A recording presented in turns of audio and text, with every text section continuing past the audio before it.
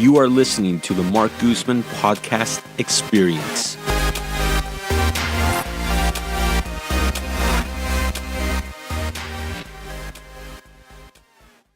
Everybody loves bacon. From the smell, the taste, to the sound of cooking it, bacon is almost impossible to resist. Our guest today is Camilo Velasquez, who, along with his wife Elisa, turned their love for bacon into The Baconer, a bacon-only business dedicated to providing the best bacon. Today we talk with Camilo about how he found himself in the world of bacon, as well as all the various ways you can make bacon taste even better. Caution, this episode might make you hungry. Well, Camilo, welcome to the podcast. Thanks for having me. So I'm excited here because we're going to be talking a lot about bacon today. Now, your company is called The Baconer. Where are you guys located? We're located in Oakland, Uptown neighborhood of Oakland. Okay. What made you decide to pick Oakland as your business location? You know, in the small food world, Oakland has so much cool stuff going on. There are so many people doing interesting little food businesses there that, I was excited to jump into that scene and, kind of be in there, meet all the other people doing interesting, cool stuff.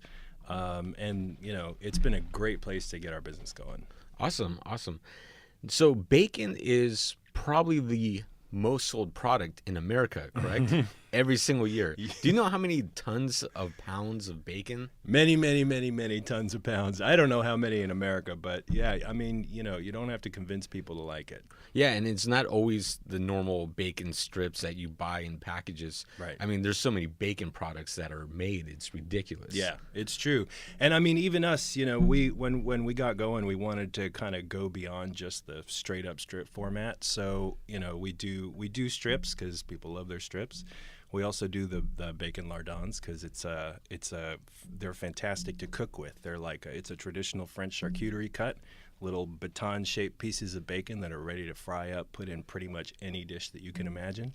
There's the world of bacon is there's a lot of stuff. People are doing a lot of interesting things, but kind of even down in the original product, that bacon, there's so much that you can do. All right. And now I see you brought some food here with you. I did. So what is it exactly? This is my favorite go-to bacon snack. So this is called Devil's on Horseback.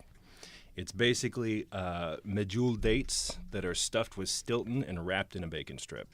So for these ones today, I used our sweet maple flavor, which is these are strips. They are made with maple syrup, brown sugar, and baking spices. So there's some cinnamon, some clove, some nutmeg in there, and done in the oven, 400 for 20 minutes. Nice and crispy, hot, cheesy, gooey in the middle. They're amazing.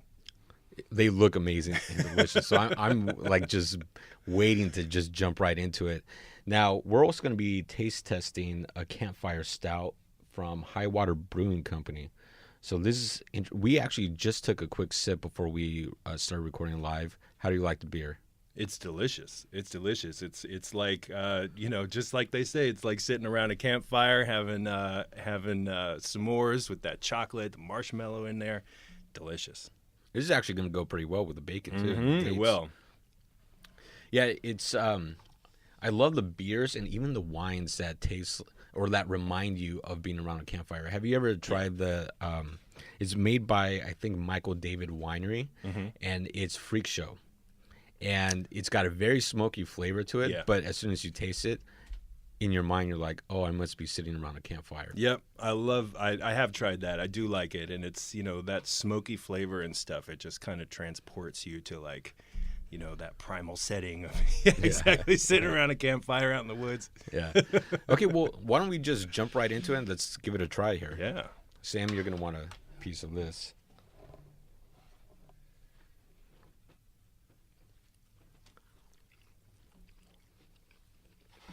Oh my God. Those came out good. That's delicious.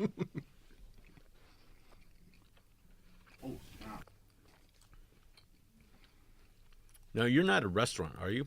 No. We're just a specialty producer of bacon. Oh my God, that's delicious. We got a bunch of them. So you just made this at home then? Mm-hmm. Yeah, Yeah, that's and amazing. it took literally, I mean, to throw these together, it took like 10 minutes, and then you just bake them off. And they're like, you bring, you're having a party or event, Super Bowl party, whatever. You do a huge platter of these, they are the first thing. So what's the on. recipe to make that? So it's literally, it is, you start with a date, cut it open, pull the pit out, put some Stilton cheese in there. Could be blue cheese, whatever. I like it with Stilton. And then you wrap half a strip of bacon around it, put a toothpick through it, bake it 20 minutes on 400. You're done. It's easy. That's amazing. We'll have pictures for listeners on Facebook and Instagram. I mean, that's really awesome. So thanks for bringing that in. Absolutely. So what made you get into working with bacon? Well, so I don't have a restaurant background, a chef background. I had a totally different career before this. But I've always been interested in food, always wanted to do something in food. We used to live in New York. In Brooklyn, we ran a supper club out of our house. And I worked with the guy who chefed it, Chef Steve Linares. He's up in Sacramento now. And we started doing lots of smoked meats, lots of cured meats, all kinds of different specialty stuff. And the bacon is one that I just really gravitated to. It was a lot of fun, and it was, I felt like right away there was so much that you could do with it, so much unexplored, so much beyond kind of what everybody else is doing with the, kind of the classic standard format, standard flavors. Everybody does the same thing. So I was really compelled by the idea of exploring it. I came across kind of an unusual process for making it, because every time I made it, the conventional way, I just had this nagging feeling that there was a better way to kind of make it even more flavorful, intensify those flavor infusions, get that texture even better, which brought me to the sous vide finishing process. But, I stumbled across that, and it was the best bacon I had ever tasted. And I was really compelled by the idea of starting a company that just kind of laser focused, specialized on a single product, make it the absolute best that it could be. So what was it about the process that you just didn't like? Well, so we would start with these incredible pork bellies. We're buying them from ranches in Marin and Sonoma County, raised on pasture, beautiful, delicious, flavorful meat. And then we would put these incredible cures on them, put all these flavors into them, put them in the smoker, smoke them on applewood, and when you pull it out of the smoker and you cut off a little piece and you fry it up on a pan right there, it is the most incredible thing. I mean, just unbelievable. But before you can package and sell bacon, you have to then heat it and bring it up to a certain temperature legally before you can package and sell it. And the conventional way of doing that is in an oven, or leaving it in the smoker for a whole bunch of hours to get it up to that temperature. So before you can package it and sell it, you have to legally do this. Yeah, so any bacon, a grocery store, anywhere, any bacon is technically cooked. Has to be brought up to a minimum cook temperature. So the problem is that when it's sitting in those ovens, it's sitting in those smokers for hours and hours, it's drying out, dropping juice, it's losing flavor.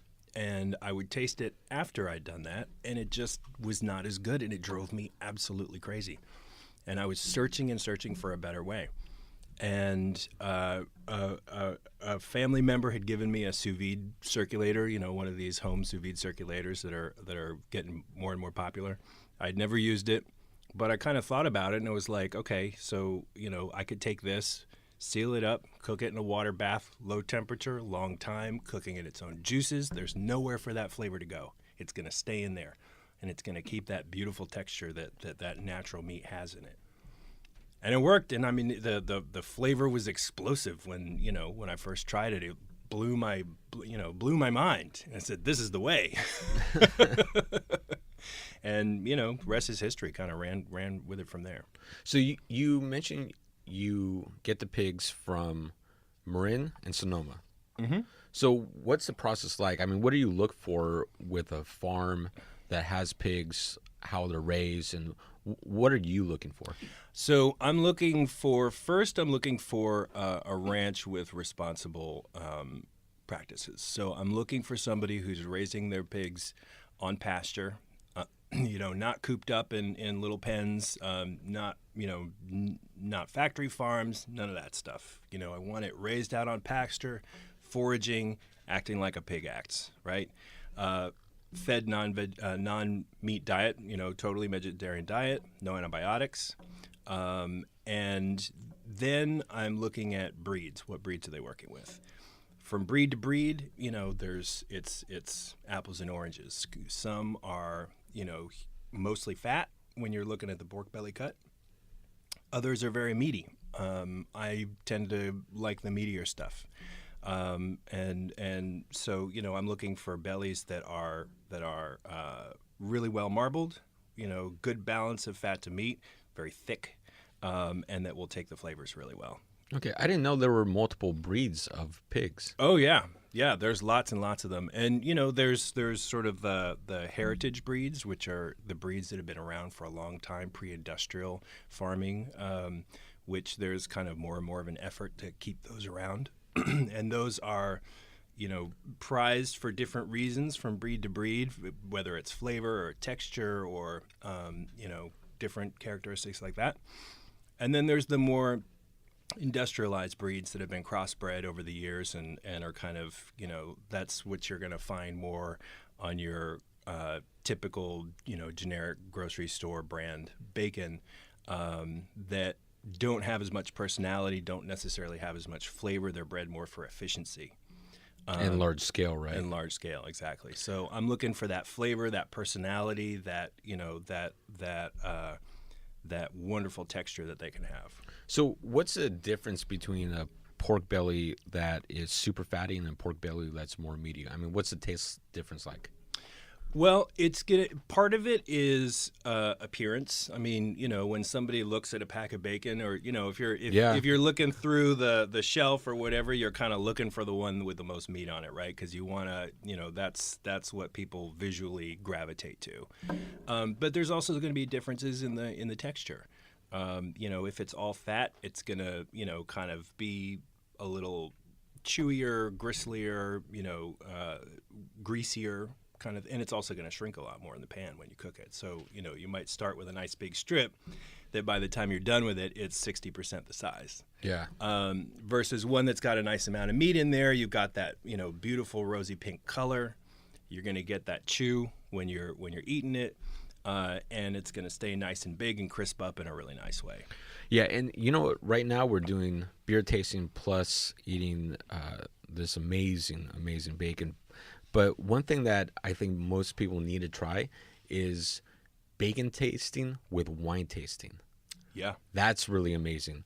And with wine, it's very, especially when you get into very deep red wines, the wine itself changes because of the high fat content that you eat. That's why red wine's very popular with steaks and very fatty foods, or duck, right? But bacon, that can bring out like amazing flavors in wine, and most people don't associate, eating bacon with drinking wine. Absolutely, and I mean that's a lot of people. Kind of their experience with bacon is just kind of a couple of strips next to their eggs for breakfast, right? But part of our whole thing that we're really out to do is, especially with the lardons, but with the strips as well, is to inspire people to cook with bacon. To get people to kind of use it in different ways, because it can enhance every kind of dish that you can imagine. There are so many different ways you can cook with it. And that's where you're going to see, if you're cooking it with it in your dinner, if you're doing, a roast chicken with bacon lardons kind of in the pan, roasting with the potatoes underneath it, or, you're wrapping something with it, or, you're doing any number of things. You're going to then have that bacon in that dish at a time when you're having wine. And you get these incredible combinations for sure. Yeah. And it's so easy to cook the strips, cut them up into tiny little, dice them up, and then all of a sudden put them in salads, and you've got your bacon bites, right? And instead of buying the processed and the fake bacon bites, and sometimes even though they say real bacon, they don't taste like real bacon. No. Right? Yeah. But yeah, when you cook it fresh, and then you can put it in your salads, put it over anything, really. Absolutely. And then you can use that fat from the pan and fry other things in there as well. Or you can, have you made sauces out of bacon? Absolutely. Yeah. Just the other day, we did a roast chicken. It's a chicken that is, it's actually more of a stewed chicken in kimchi. And we do a kimchi sauce with smoky paprika lardons in there. And so you get that smoke, you get that kimchi cabbage in there. You've got, it's got that kind of sharp flavor to it, a little bit of spicy, and then the chicken all stewed together. Oh man, it's unreal. Yeah. Now, why do you think bacon smells so good? I mean, I think there is really, it's kind of back to that primal thing. You've got the meat, you've got the salt, you've got the fat, which, just that sizzling, frying, fatty, meaty thing, and then you add smoke in there too. It's like, those caveman genes just kick in, and it's, it just draws you in. Now, not just the way you cook it, but your bacon, you sell multiple flavors. We do. We've got a bunch of different flavors. Now, you can buy the flavors in the strips, or is it just for the lardon? Both. Okay. Yeah, we do all of our flavors in both cuts. So I'm looking at the website right now, and cracked pepper, jalapeno, pork belly pastrami, smoky paprika, sweet maple. I mean, this is just... it's amazing. Yeah, and there's a couple more that aren't on there right now. We just introduced a char siu bacon, which is like kind of a Chinese barbecue kind of thing. So it's got Chinese 5-spice, hoisin, soy sauce, garlic, dry sherry in there. It's unbelievable with like fried rice or to do in a ramen bowl kind of thing. Ramen bowls are becoming very popular right now. Yeah. Like there's a whole like fancy high-end ramen bowl industry starting to really come out in some big cities. Yeah, and in a lot of them, you see kind of a char siu ramen, which will be usually a slice of just straight pork belly that's got a little bit of that flavor profile on it. But we do it with a char siu bacon lardon, and it's incredible. And there's the other one that's not on there right now is we do kind of periodically a bourbon and orange bacon, which is also fantastic. That sounds amazing. Yeah, we do it with bullet bourbon, brown sugar, a little bit of orange in there. It's fantastic. Yeah. So I know you sell bacon online, but can people buy bacon from you directly in person? Yeah, we do farmers markets. We do 4 farmers markets around the Bay Area on Saturdays and Sundays. Grand Lake, Larkspur, Kensington, and Montclair.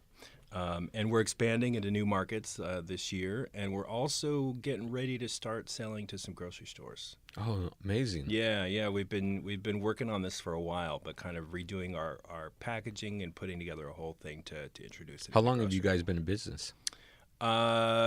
October 16. Okay, so you're still very, very new to it. We're young, yeah. Yeah, but that's amazing. I mean, to go at this point, start to go into grocery stores along with everything else you're doing. Yeah, I mean, we started doing farmers markets at the beginning of last year, and right away, saw that we had something. We've got people coming back every week. They're so excited about it. They're so engaged.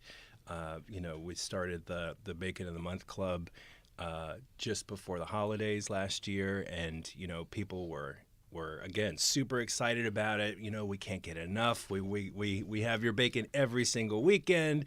It's a staple of our household. Especially for people that eat bacon all the time. Yeah. And the ones that really like to experiment in the kitchen and cook a lot and try different kinds of recipes. I mean, for us, when we're doing our job, it's that moment when somebody is standing in front of our booth at the farmer's market looking at all the different flavors and the different cuts, and they see something that, gives them an idea. And they're like, oh, my God, that would be amazing in, whatever it is, or that dish that I've been making for 10 years, this would make it so much better or so much different. And you see that kind of light go on. And they go, they buy their bacon, they take off, and they, spend the rest of their time at the market shopping for that new idea that they just had. That's when I'm like, okay, we got something good here, So when you started off, what were some of the challenges that you dealt with? The food business is tough. The meat business is tough. I think there's there's a couple of big challenges that we've faced over the last since we started. One is when you're working with small local farms, your supply is inherently pretty limited. They're not raising thousands and thousands and thousands of pigs in these giant facilities, right? They're doing it the right way. They're doing it the slow way.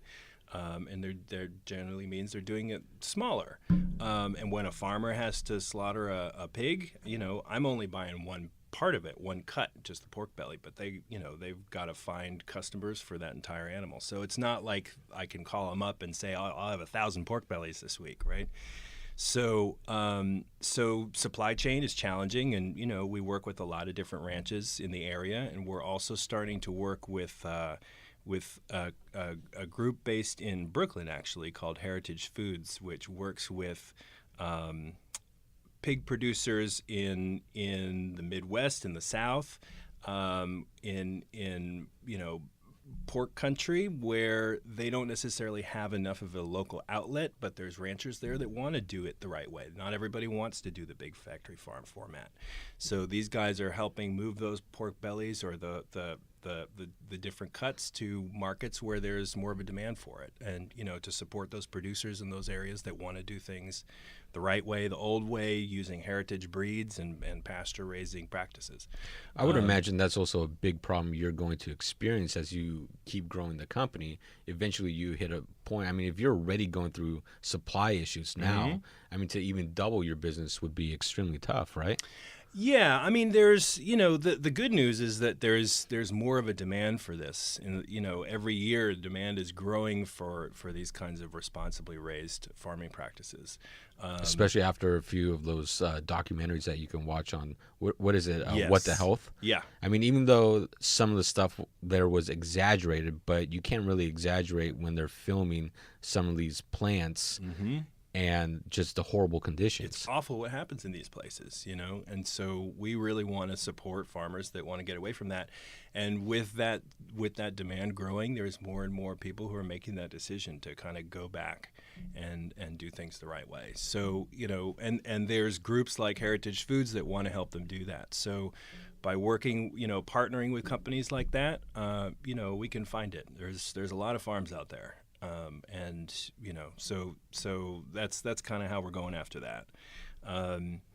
Another challenge, of course, is our own facility, our own kitchen, our own space to do all this stuff. We're in the Bay Area. It's an expensive market. It's a challenging real estate market, as you know. It's an expensive place to do business. So, we've been working up until now in a shared kitchen space with 29 other companies, which has been great way to get started. It's been a fantastic place to work and meet lots of people. As I was saying at the beginning, all these people doing all this cool stuff, and they're using our bacon in their products, and they're kind of lots of great things. But we're at that point now where we really need our own space, and that's a big challenge. So that's kind of our big thing that we're looking at for this year, particularly as we want to get going for wholesale and ramp up. Finding that facility, get that up and running. So what's the bacon of the month look like? What's the cost for that? And can people pick and choose their bacon, or is it just randomly selected every month for them? So the way we've been doing it is it's a 3-month subscription. Every month we send out a package of strips and a package of lardons in different flavors. So you're gonna get to try 2 of our flavors each month, and those are gonna change each month.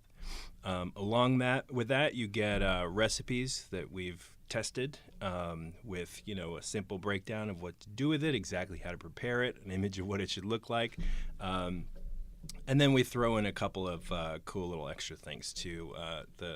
This month we had these little pins that say "In Bacon We Trust," that were just like cool little things like that.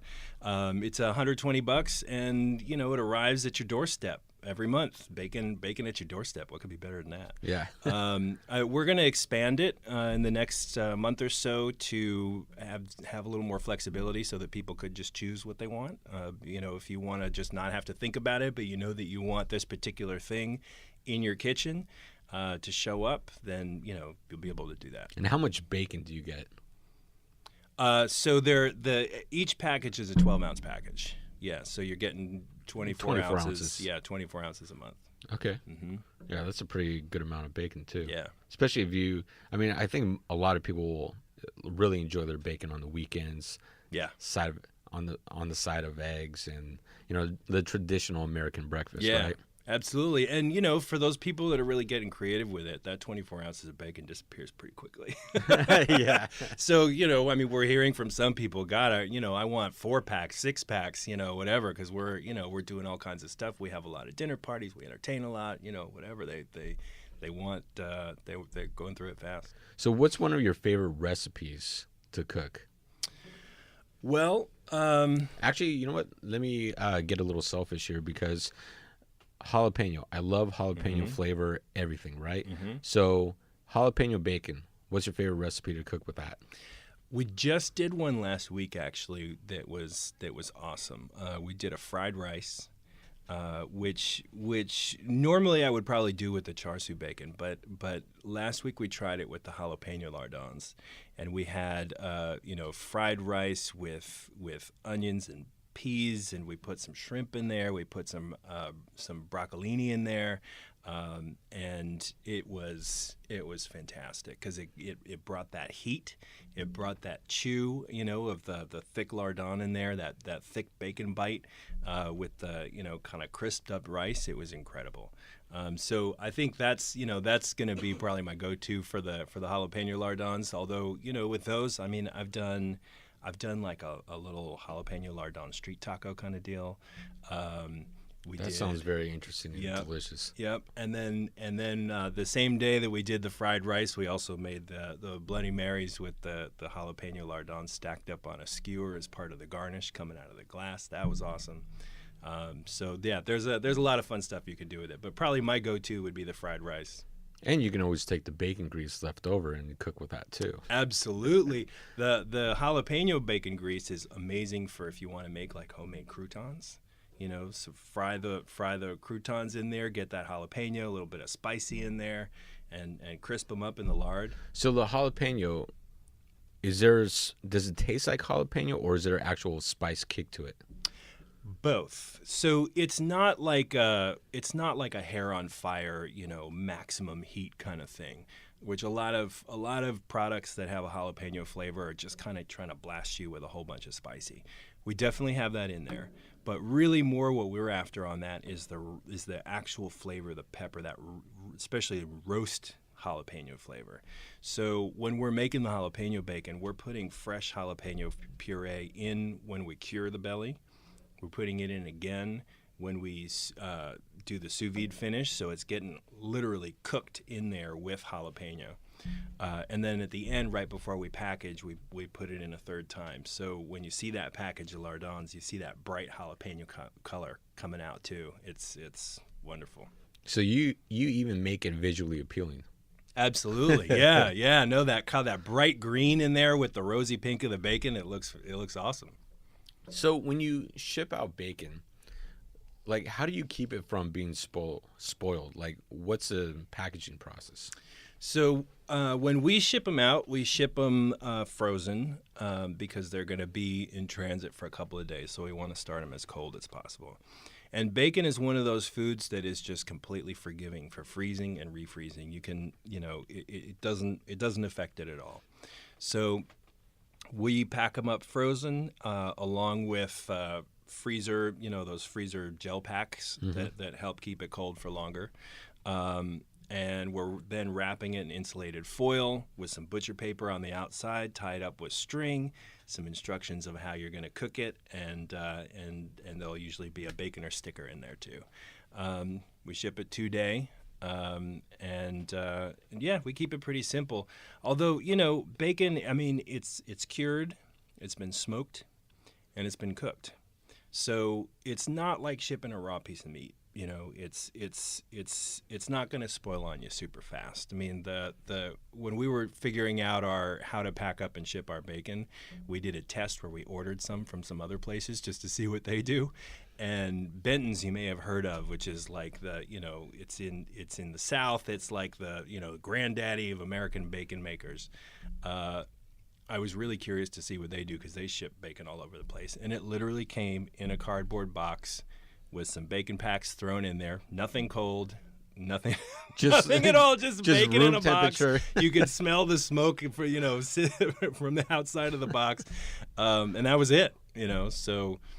We do a little more than that. We like to keep it. We want it to arrive cold so that you can get it right into the fridge. Yeah, I mean, I didn't know when you buy bacon, it's already technically fully cooked. Mm-hmm. And if I bought bacon online and got it shipped and opened it up, and it was just packages of bacon in a box, very first thing in my mind would be, well, is this still good? Right. Yeah. Right. And that's really why we want it to arrive cold, just because I know that people are going to wonder that, and just to kind of take that anxiety out of the equation. So, what beers would go well with bacon? Oh, so many beers go well with it. I mean, this is actually the one this Campfire Stout is fantastic with the sweet maple bacon. I have to say that worked out pretty well. I really love. Are you a fan of craft beer? I am. I like so many people around here. I love the IPAs. I love the different sort of hop blends and complexities that you can get out of that. I really like Racer 5 ice cold with our smoky paprika bacon. Pliny the Elder, of course, is wonderful with pretty much anything that you can imagine. Yeah. But having like a Pliny and some of our pork belly pastrami strips, and do like a take on a pastrami sandwich with some marbled rye, some deli mustard, some pickles and pastrami strips, and a Pliny the Elder for lunch. It can't do better than that. It's amazing. Yeah, Armistice Beer Company in Richmond came out with their version of that beer. They have their own variation, and they just announced, I believe yesterday on their website, that they're coming out with their Pina Colada IPA again. Really? Yeah, and I guess they sold out so quick, and they have to limit how much you can actually buy because it just disappears very quickly. Nice. Yeah, so it'd be very interesting to try that Pina Colada IPA with your bacon here. Absolutely. And one of the things that I've been kind of playing around with for a while is the idea of doing a hopped bacon. I think that could be a lot of fun. That's interesting. How would that work? So coming up with just the right blends of different hop varietals and actually putting them into the cure with the pork bellies, because we do a slow 7-day dry cure on our bacon. So, it's sitting in that salt cure. That's when most of the flavors go in, and it just over those 7 days just kind of soaks them all up. So putting the hops in at that point, and I've done a couple of tests on it, and it was definitely there. It didn't quite have it right yet, but I could tell that there's something to it. So.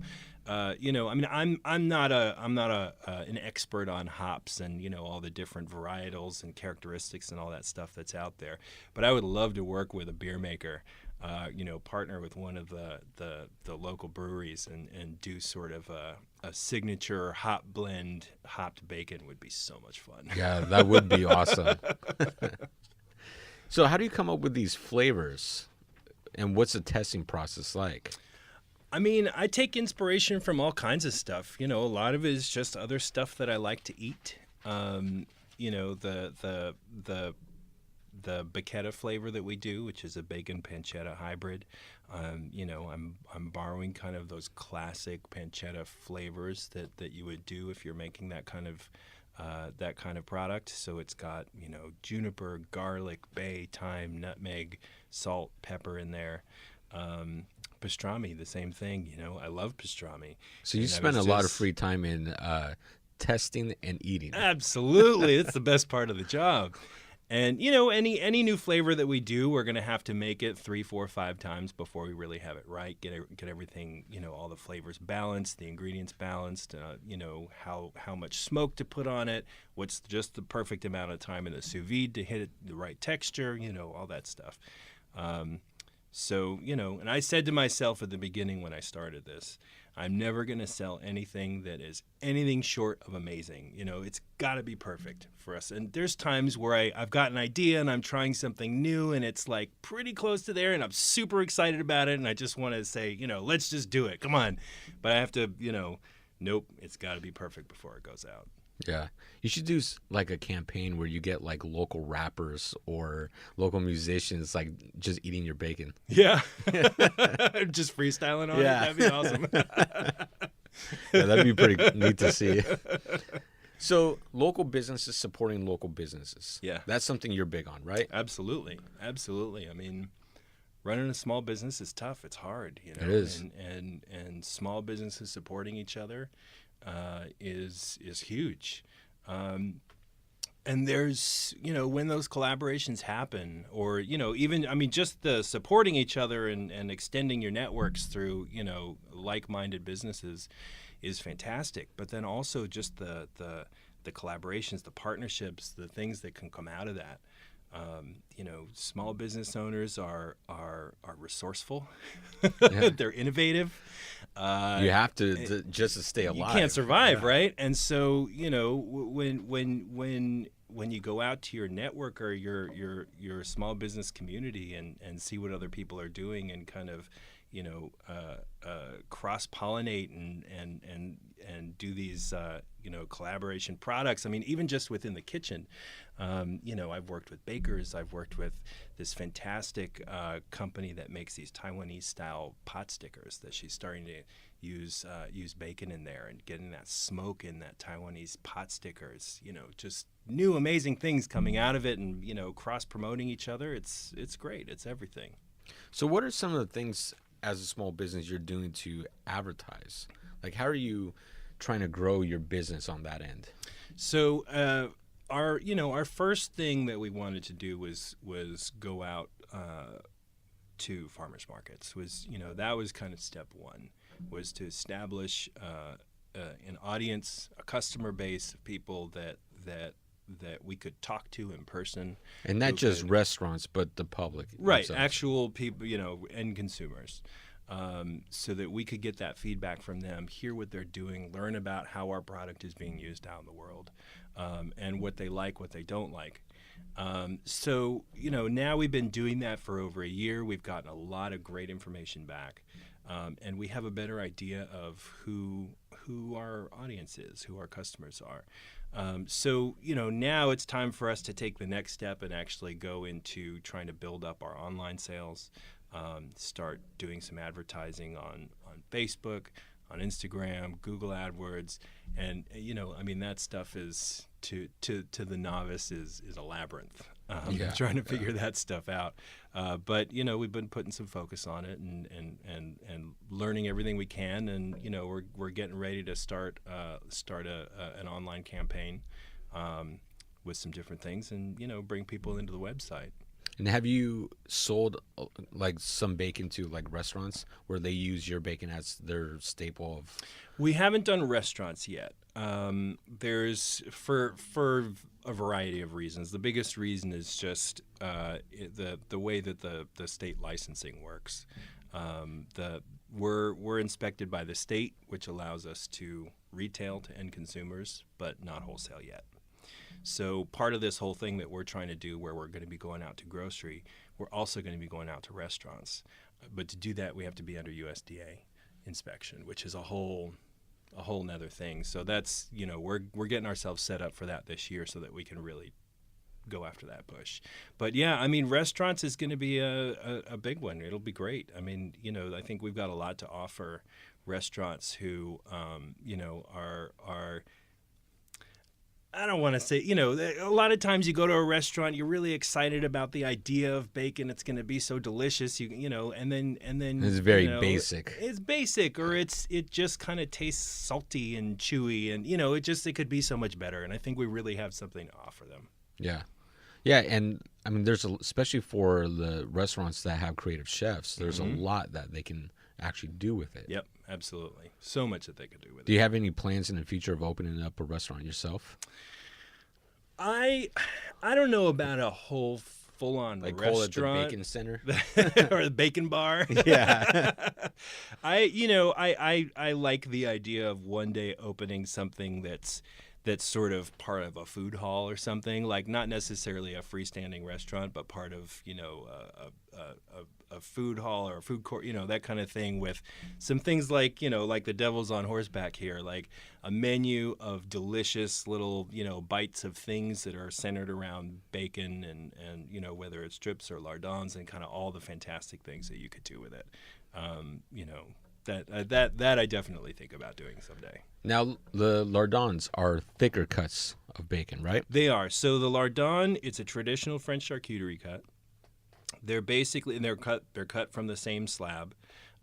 They are a kind of baton-shaped morsel, for lack of a better word. So they're about 1/4 inch to 3/8 square baton, and so they're a little thicker. You throw them on a pan, you fry them up. They get nice and crispy on the outside. They're like soft and chewy and delicious on the inside. It's like a little flavor bomb, and you put them in salads, you put them in with eggs, or Bloody Marys. Or Bloody Marys, or sauteed with vegetables, or you do them in pasta, or anything. I mean, it's, you can do anything with them. Yeah. I think on your website you had a recipe for a Bloody Mary, right? Yeah. With the jalapeno lardon was a garnish. Yeah. Yeah. Mm-hmm. Yeah. That was great. Yeah. So I'm going to dive into another one of these, if you don't mind. So let's talk about some more recipes, because people listening about bacon, I mean, there's so much you can talk about bacon, but then it really gets down to the recipes. Mm-hmm. People want to know, well, what can we do with this bacon? Yep. What's one of your favorite ways to cook bacon? So to a dish to use the bacon in. So one of my favorites that I've done recently is a sheet pan chicken. So you start with a chicken, you break it down into its pieces. And on a sheet pan, which is like a cookie sheet, you do torn up pieces of sourdough, chopped up red onion, garlic, lardons, cut up pieces of potato, and you arrange and you put some fresh herbs in there, some rosemary, some thyme, whatever you like, salt and pepper. And then on top, you arrange the chicken and you do the whole thing in the oven and roast it all together, so that as it's roasting, all that chicken, the juices from the chicken and all that is coming down into all that other stuff. The sourdough bread is soaking up the bacon as it's cooking. It's soaking up the chicken juices. Everything's getting all nice and crispy together.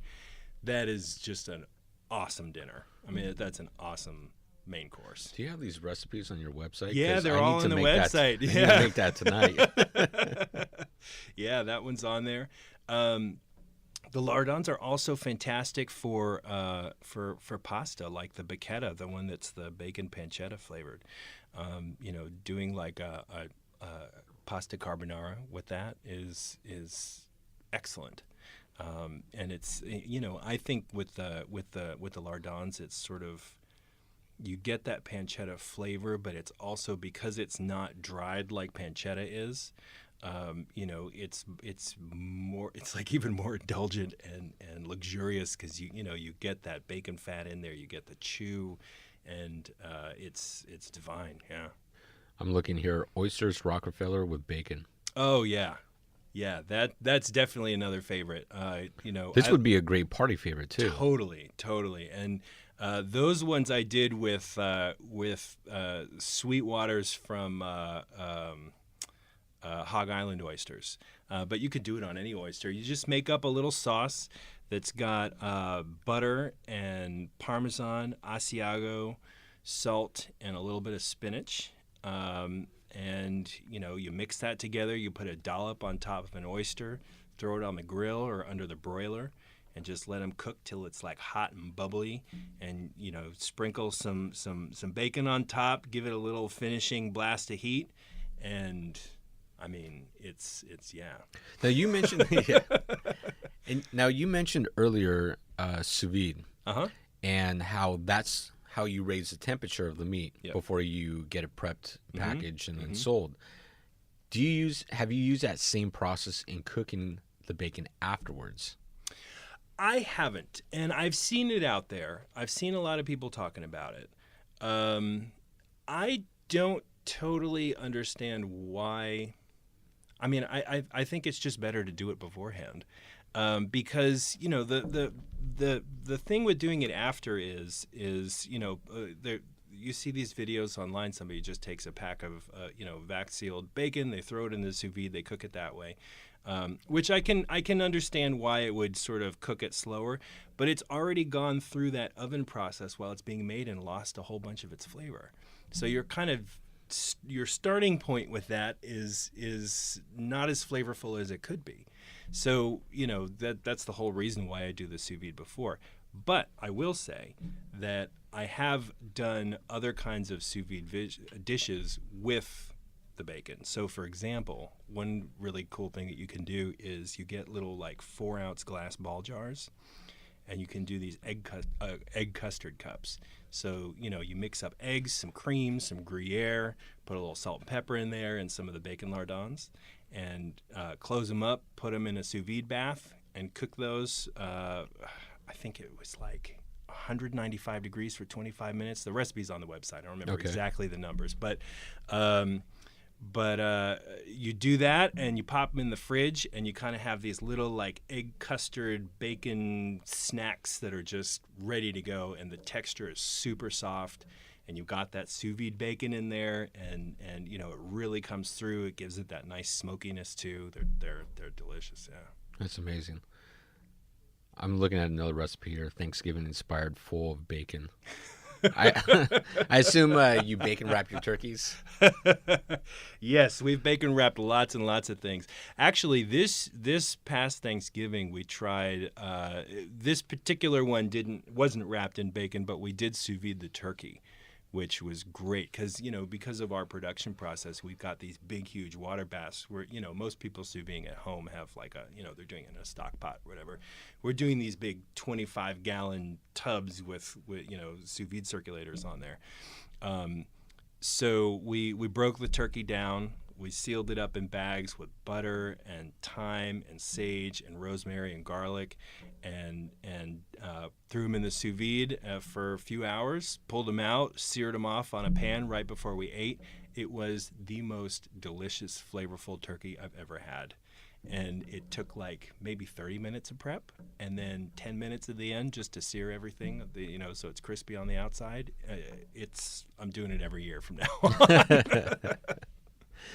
Yeah, another recipe you have here, and I'm going to mention this because I have this almost every other week, roasted Brussels sprouts with bacon. Oh, yeah. It's so easy to make, too. It's so easy to make, and this bacon here, the sweet maple bacon in there with the Brussels sprouts, if you want to kind of go a little sweet just with it. Just gives it that extra flavor.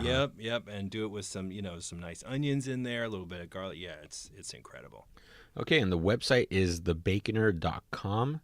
We'll go ahead and link this up in the description. We're going to have a few photos for people to take a look at what we're drinking and what we're eating. The bacon is amazing. So thank you for coming onto the podcast. And is going to the website the best way for everyone to shop and buy the bacon? Yes, unless you like to go to the farmers markets here on the weekends. But yeah, come to the website, check us out, all the information, the recipes, and the Baconer's secret method for cooking the perfect strip of bacon every time. Awesome. I'll definitely be signing up for the Bacon of the Month Club. That's awesome. For sure. Awesome. Okay, thanks. Thank you. Thank you so much for listening to the podcast. Thank you to our producer, Sam Lubman. Be sure to subscribe, like, comment, and share our podcast. The Mark Guzman podcast experience will be taking a short break starting after this episode, and we will be back in April. In the meantime, you can catch up on our past episodes on iTunes, iHeartRadio, Spotify, SoundCloud, and YouTube. During the break, we will still have new episodes of Real Realtors every Wednesday.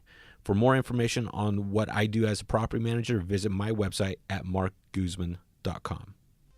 I really want to thank all of you for listening. It means the world to me, and I hope today's episode provides you value in your day-to-day life. I created this podcast to help showcase the many great people that live in this world and help share some knowledge that I've learned along the way in life. Again, thank you for listening. Check out our sponsors, and I'll catch you on the next episode.